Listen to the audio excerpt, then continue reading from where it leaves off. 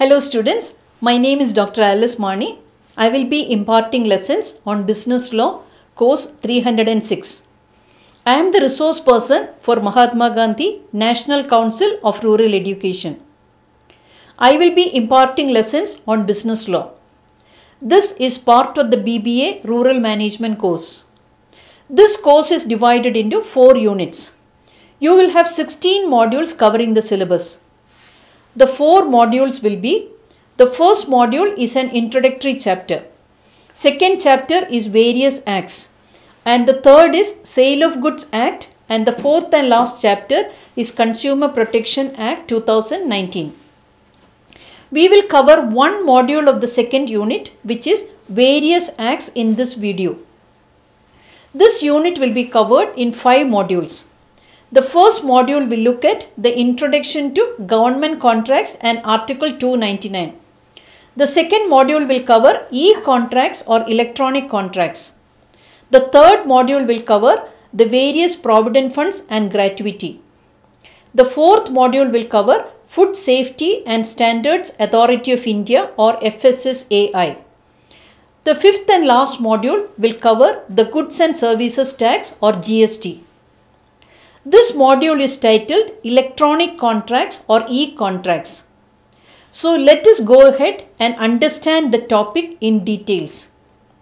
This lesson is an introduction to e-contracts and is structured to cover 4 broad areas. First, I will introduce the meaning and essential conditions for a valid e-contract. Second, we will learn the unfair terms used in e-contracts. Third, we will look into the Information Technology Act and e-contracts. Fourthly, we will learn about the documents excluded from e-contracts. The Indian Contract Act 1872 rules the way in which contracts are made and completed in India. It rules the way in which the requirements in a contract are implemented and codifies the effect of a breach of contractual provisions. Electronic contracts, that is, contracts that are not paper-based but relatively in electronic form, are born out of the need for speed, ease and efficiency. Imagine a contract that an Indian manufacturer or an American exporter wish to enter into. One selection would be that one party first draws up 2 copies of the contract, signs them and couriers it to the other party, who in turn signs both the copies and sends 1 copy back. The other option is that the 2 parties meet at some place and sign the contract.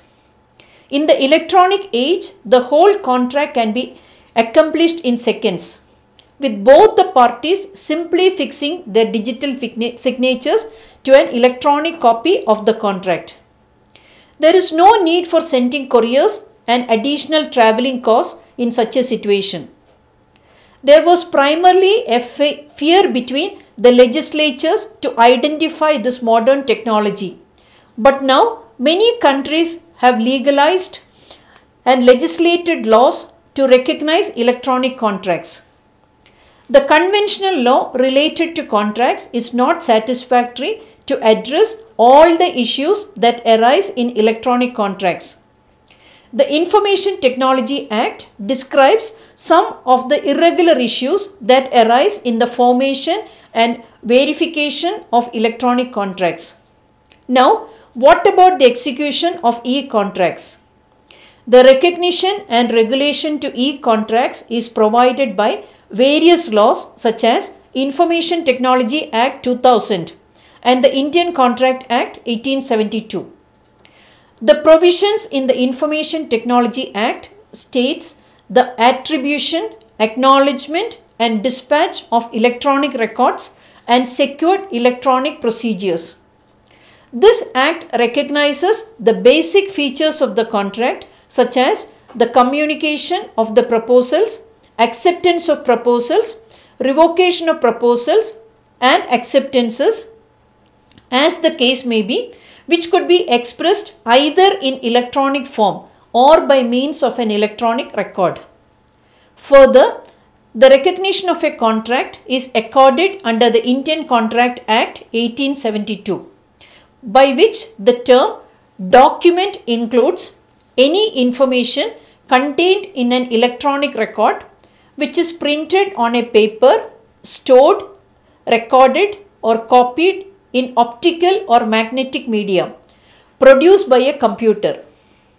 Such informations are in conformity with the conditions of the Act, which shall be admissible in any proceedings without any further proof or production of the original document before the concerned authority, and shall be regarded as evidence of any content of the original or any fact stated therein of which the direct evidence would be admissible.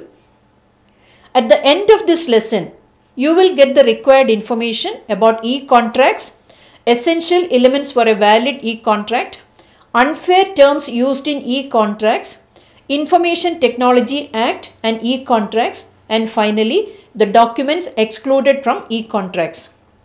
So let us study in detail and understand the electronic contracts to reduce mistakes while entering into contracts in the official capacity or personal dealings. What is an e-contract? Have you heard about this term? What is the importance of e-contracts these days? When parties enter into contracts with each other and they are interacting face to face, it's easier to avoid mistakes than when they are at a distance and contracting with each other through the internet as medium. When parties enter into electronic contracts, the whole contract can literally be concluded within seconds at the click of a button. The traditional paper-based contract law has rules that apply to matters such as jurisdiction, validity, formation of the contract, modifications to contracts.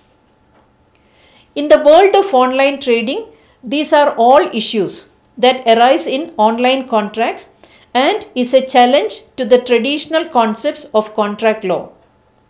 An example of an electronic contract that went horribly wrong occurred in 2002 when a reputed multinational company placed a camera for sale on its United Kingdom website for €100 instead of €329. Before the company could rectify the error, thousands of orders had already been placed. The company was faced with an option of honoring the contracts or face a lawsuit by the dissatisfied customers. Initially, the company responded saying that it was a mistake and they would not accept the orders. One of their arguments was that the orders were simply bids to accept its offer for sale, but it was not an acceptable argument as the company accepted the orders and finally formed an online contract. Thus, the company was left with little choice but to honor the contracts. The company suffered huge loss, but if the customers would have won the legal battle, it would have been loss of reputation also for the company.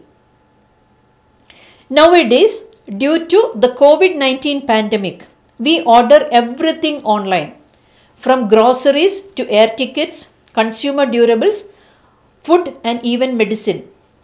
The traditional business models have now been changed. Therefore, it's important to understand e-contracts. An e-contract refers to the computerized facilitation of a contract in a cross-organizational business progression. It is an incredible new mechanism and is the need of the hour due to the prevailing COVID-19 pandemic. It facilitates electronic trade relationships between the parties. E-contracts are modeled, executed, specified, controlled, enacted, monitored and either fully or partially developed by a software system. In an electronic form, vendors present their prices, products, features of their products and services, mode of payment and discounts, etc. to the prospective buyers, after which the buyers negotiate their prices, terms and conditions and finally make payments. The vendors then deliver the goods or services to the buyers within the specified time. Now, this is a new model method of business altogether. Therefore, we need to understand e-contracts in detail with its legal implications. Now, let us look at the essential conditions for a valid e-contract. We will cover 10 points as valid conditions for an e-contract. The first condition is an offer. An offer is required to be made to form an e-contract. The offer need not be made on a one-to-one basis. The consumer borrows through the available goods and services displayed on the retailer's website and then chooses what he would like to purchase. The second essential condition is acceptance. The vendor accepts the offer after both the parties agree to and accept the terms and conditions. The third essential condition for a valid e-contract is lawful consideration. An agreement that is formed electronically must have lawful consideration that can be enforceable by law. For example, a mosquito bat purchased from an e-portal for ₹500 is a lawful consideration. The fourth essential element of a valid e-contract is intention to create legal relations between the parties. Social contracts like going out with friends for a movie or picnic are not meant to create legal relations. But if I order a washing machine from an e-portal, my intention is to purchase the item and the intention of the seller is to sell the item. The next essential element for a valid e-contract is the competency of parties to contract. Minors, lunatics, alcoholics, etc. are not competent to enter into e-contracts and therefore the e-contracts they enter into are not enforceable. The next essential element is free consent. Free consent is an essential element for a valid e-contract. The parties may consent to enter into an e-contract, but if the consent is obtained by fraud, misrepresentation, or undue influence, then it cannot be enforced. It will not be a valid e-contract. The next condition to constitute a valid e-contract is a lawful object. If an e-contract is made for smuggling, killing someone, attacking someone, or for hawala transactions, it is not a valid e-contract. The next essential condition for a valid e-contract is certainty of terms and conditions. If vague or uncertain terms are used in e-contracts, then it is not a valid e-contract.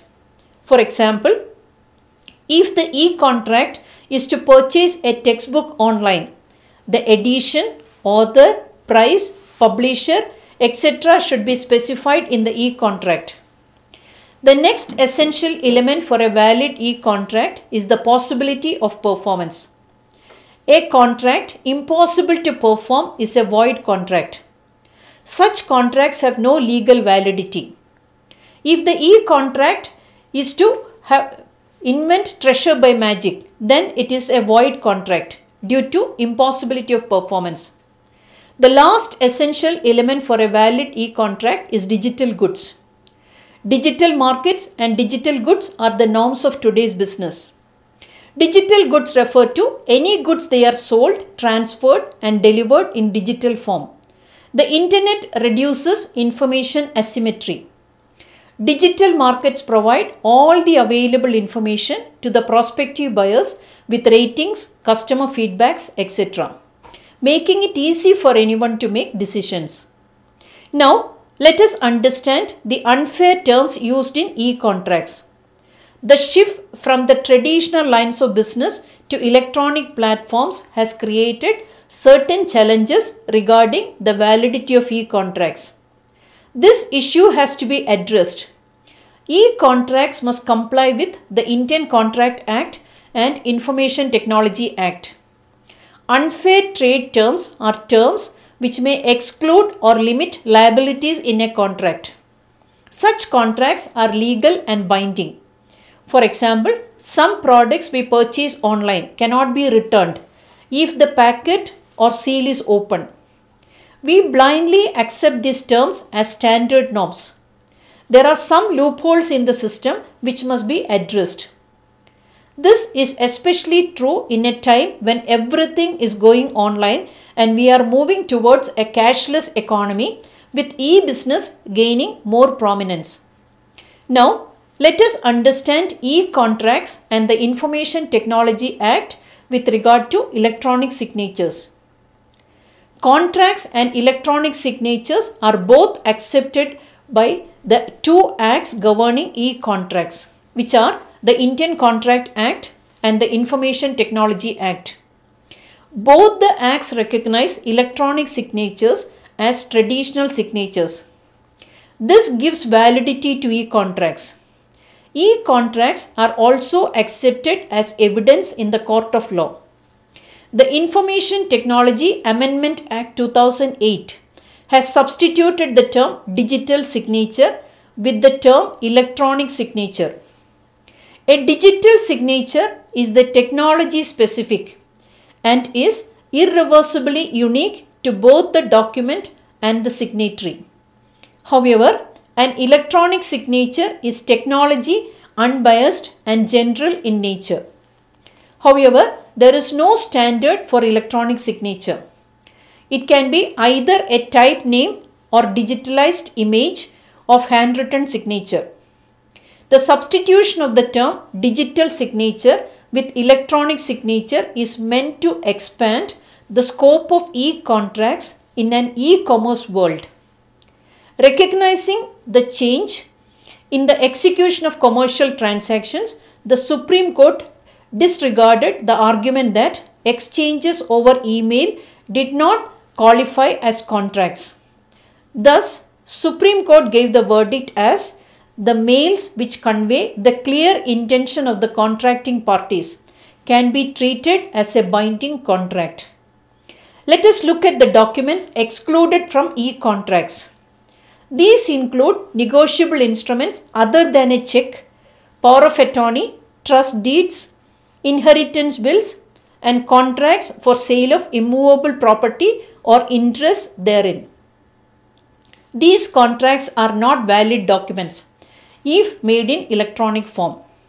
Electronic contracts are the contracts which take place through e-commerce without meeting the parties to the contract. These contracts are generally very similar to the paper-based commercial contracts in which the commercial transactions are conducted and concluded electronically. With the advancement of technology and the globalization, it has accelerated the presence of e-commerce companies throughout the world. Let us understand the types of e-contracts. There are three types of e-contracts, namely browse wrap agreements, shrink wrap contracts, and click wrap agreements. First, let us understand browse wrap agreements. These agreements are considered as a browse wrap agreement which is intended to be binding upon the contracting party by the use of the website. These include the user policies and terms of service of websites such as Flipkart or eBay and are in the form of a term of use or a user agreement or terms of service which can be used as the links at the corner or bottom of website. Now, let us look at the second type of e-contract, that is shrink wrap contracts. These contracts are the license agreement by which the terms and conditions of the contract are enforced upon the contracting parties and are usually present on the plastic or in manuals accompanying with the software products which the customer buys.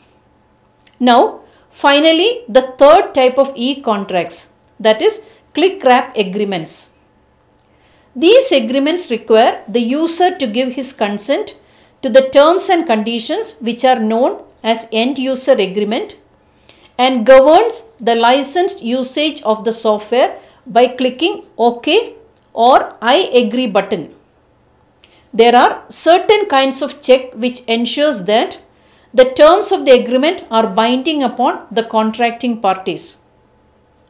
The purpose of a click-wrap agreement is to digitally capture acceptance of a contract. Finally, let us look at the validity of electronic contracts in India. The Indian Contract Act 1872 has recognized the traditional agreements which include the oral contracts made by the free consent of the contracting parties who are competent to contract for the lawful consideration with a lawful object and are not expressly declared to be void. Hence, there is no provision in this Act which prohibits the enforceability of electronic agreements provided that the essential elements of the valid contract must be present in such agreements. The free consent is considered as the main characteristic of the valid contract. Generally, there is no scope for negotiation on e-contracts.